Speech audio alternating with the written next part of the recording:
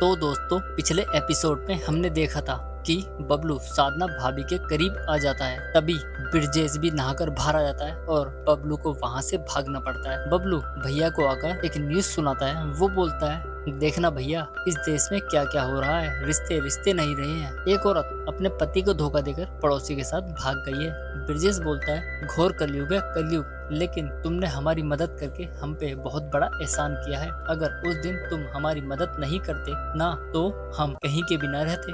दूसरी तरफ से साधना भाभी चाय बनाकर ले आती है। वो लगातार बबलू को देखे जा रही थी और बबलू भी एक नजर भाभी को देखे जा रहा था। पता नहीं भाभी के दिमाग में क्या चल रहा था। नाश्ता करने के बाद बबलू और भाभी के पति दोनों वहां से चले जाते हैं, लेकिन भाभी को कुछ अच्छा नहीं लग रहा था। भाभी के मन की बात बबलू भाप लेता है और कुछ देर बाद बबलू वापस से भाभी के घर पहुंच जाता है। बबलू भाभी से बोलता है, भाभी जो काम अधूरा रह गया था ना, आ जाओ वो मिलकर करते हैं। लेकिन भाभी बबलू से बोलती है, बबलू तुमने जो गलती की है ना उसे दोबारा मत करना। आज तो हमने खुद को रोक लिया, लेकिन दूसरी बार ब्रिजेश को बताने से नहीं रुकेंगे। और तुम्हें पता है, अगर उन्हें पता चला तो वो तुम्हारे साथ क्या करेंगे। मोहल्ले में रहना मुश्किल हो जाएगा तुम्हारा। लेकिन बबलू को कुछ अब समझ नहीं आ रहा था। तब भाभी बोलती है, तुम इतने बड़े नहीं हुए जो हमें सिखाओगे। अगर ज्यादा उछले ना तो चौराहे पर जूती से मारेंगे। ब्रिजेश बोलता है,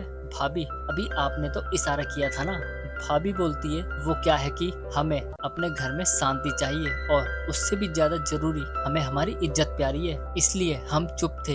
अब ऐसा करो, अपने घोड़े को लगाम दो और निकलो यहाँ से जल्दी से। इसके बाद भाभी बबलू की एक नहीं मानती और बबलू को वहाँ से धक्के मारकर भगा देती है। बबलू यहाँ से सीधा अपने दोस्त के पास जाता है। वो बबलू को उसके पड़ोसी की कहानी बताने लगता है, जहाँ पर फ्लैशबैक से हम एक सुंदर भाभी को देखते हैं। भाभी को देखकर बबलू का दोस्त उसके सपनों में खो जाता है, लेकिन भाभी उसका सारा नशा उतार देती है। तीनों फिर से सपने देखने लगते हैं। पता नहीं तीनों दोस्तों के सपने कब पूरे होंगे। कहानी में आगे साधना भाभी को उसके पति के साथ दिखाया जाता है, जहाँ पर दोनों रोमांस करते हैं और खूब पलंग तोड़ते हैं, लेकिन सुख प्राप्त करते इससे पहले भैया की बंदूक उनका साथ छोड़ देती है और भाभी को अधूरे सुख से संतुष्ट होना पड़ता है। इसी के साथ ही हमारा ये एपिसोड खत्म हो जाता है। धन्यवाद।